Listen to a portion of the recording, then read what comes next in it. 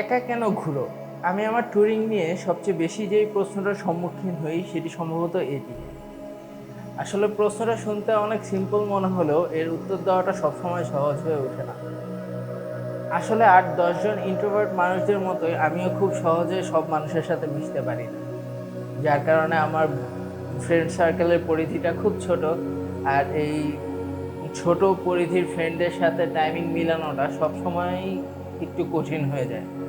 আর আমার লাইফের first bike ট্যুরটি ছিল একটি সোলো ট্যুর, যার কারণে মনে হয় সোলো ট্যুরের প্রতি আমার একটা আলাদা অন্যরকম ভাল্লাগা কাজ করে।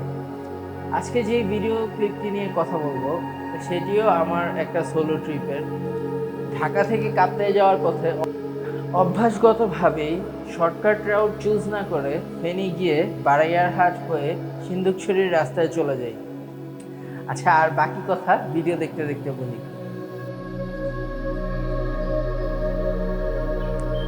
বারাইয়ারহাট পেরিয়ে সিন্দুকছড়ির এই রাস্তাটা আমার ভীষণ প্রিয়। যতবার এই পথে এসেছি ততবার মনে হয়েছে বাংলাদেশের সবচেয়ে সুন্দর রোডগুলোর মধ্যে এটি একটি।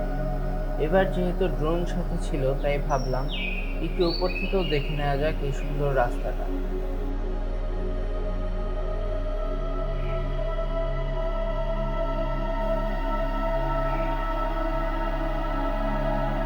ড্রোনটাকে ফলো মি মোডে রেখে বাইক চালাচ্ছিলাম, ফোনটি ছিল বাইকের হোল্ডারে। তাই চলতে চলতেই ড্রোনের অ্যাঙ্গেল একটু ডানে বামে পরিবর্তন করতে পারছিলাম। যদিও একটু রিস্কি ছিল, রাস্তার দুই পাশে ছিল অনেক উঁচু গাছ, একটু ভুল হলেই ড্রোন গাছের সঙ্গে ধাক্কা খেয়ে পড়ে যেতে পারত। তাই পুরো সময়টাই খুব ধীরে আর সতর্কভাবে বাইক চালাচ্ছিলাম।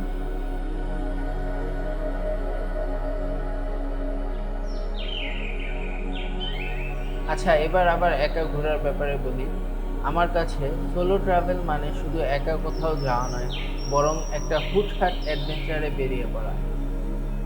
সামনে কি অপেক্ষা করছে, কার সঙ্গে দেখা হবে, কোন অচেনা রাস্তায় আমাকে কোথায় নিয়ে যাবে, এসবের কোনো নির্দিষ্ট পরিকল্পনা থাকে না। আর এই অনিশ্চয়তাটাই আমি সবচেয়ে বেশি এনজয় করি।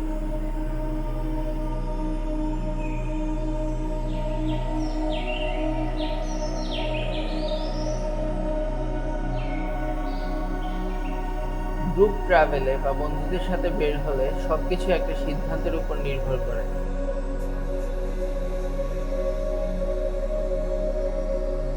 কোথায় থামবে, কতক্ষণ থামবে, কখন আবার রওনা হবে, সবকিছুর সবার সঙ্গে মিলিয়ে নিতে হয়।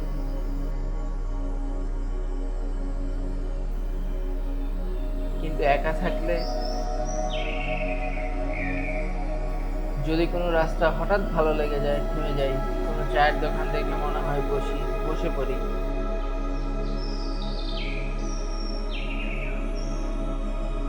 কোনো পাহাড়, নদী কিংবা একটি নিরিবিলি দৃশ্য যদি ডাক দেয় তাহলে সেখানেই ঘন্টাখানেক কাটিয়ে দিই।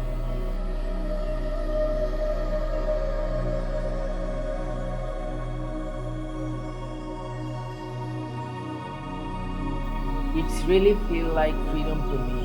Life is beautiful, nature is amazing, subhanallah, and I'm always glad to be a part of it. Alhamdulillah.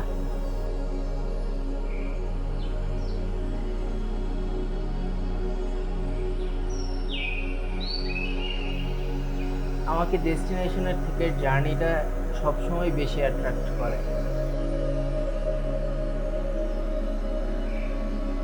আর একটা বিষয় আমি খুব উপভোগ করি সেটা হলো লোকাল মানুষের সঙ্গে মিশে যাওয়া, যেটা একা না হলে হয় না আই গেস।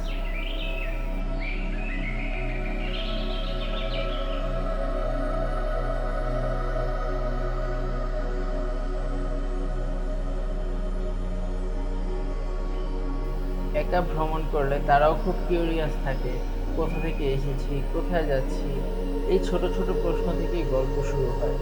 অনেক সময় সেই গল্পগুলোই পুরো ভ্রমণের সবচেয়ে সুন্দর স্মৃতি হয়ে থাকে।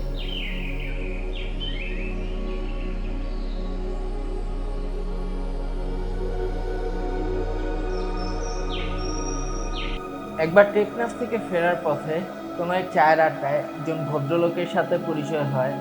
তিনি তার প্রতিটা সেন্টেন্স শেষ করার পরেই ইন্টারেস্টিং ওয়ার্ডটা জুড়ে দেন। তাই এখনো আমার ইন্টারেস্টিং ওয়ার্ডটা শুনলেই ওই ভদ্রলোকের কথা মনে পড়ে যায়। ব্যাপারটা আসলে অনেক ইন্টারেস্টিং। আচ্ছা, এই ফুটেজটা আরও অনেক সুন্দর হতে পারত, কিন্তু অত অত সুন্দর না হলেও এটা আমার অনেক পছন্দের একটা মেমোরি। এই পুরো কাপ্তাই ট্যুরের আরও অনেক সুন্দর সুন্দর দৃশ্য আমি ক্যামেরা বন্দি করতে পেরেছি। সেগুলো নিয়ে একটি কমপ্লিট একটা ভিডিও বানানোর কাজ চলছে। আশা করি শীঘ্রই সেটা আমি শেয়ার করতে পারবো। সেই পর্যন্ত সবাই ভালো থাকুন, সুস্থ থাকুন। আল্লাহ হাফেজ।